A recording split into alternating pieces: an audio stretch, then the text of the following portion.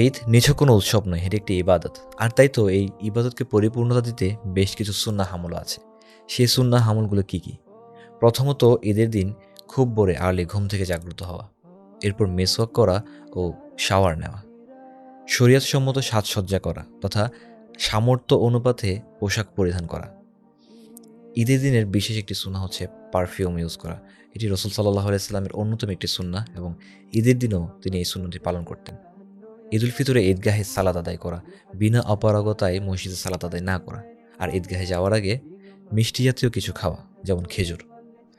ঈদগাহে পায়ে হেঁটে যাওয়া, আর ঈদুল ফিতরে ঈদগাহে যাওয়ার পূর্বে সাদাকাতুল ফিতর আদায় করা। আর যখন ঈদগাহে যাব তখন আস্তে আস্তে এই তাকবীর পড়া, আল্লাহু আকবার, আল্লাহু আকবার, লা ইলাহা ইল্লাল্লাহু, আল্লাহু আকবার, আল্লাহু আকবার, ওয়ালিল্লাহিল হামদ। আর যে রাস্তা দিয়ে আমরা ঈদগাহে যাব, সম্ভব হলে ফেরার সময় অন্য একটি রাস্তা দিয়ে ফেরা। রাসূল সাল্লাল্লাহু আলাইহি সাল্লাম ঈদের সময় এই সুন্নাহ আমলগুলো করতেন। আল্লাহ সুবহানাহু ওয়া তাআলা উম্মাহের পক্ষ থেকে রমাদানের সিয়াম ও ঈদের ইবাদতকে কবুল করে নিক। আমাদেরকে ফিতনামুক্ত একটি ঈদ কাটানোর তৌফিক দান করুক। পরবর্তী রমাদান ও নতুন একটি ঈদ সহ এই সময়টুকুকে আল্লাহ সুবহানাহু ওয়া তাআলা সন্তুষ্টি ও ইবাদতের সাথে কাটানোর তৌফিক দান করুক।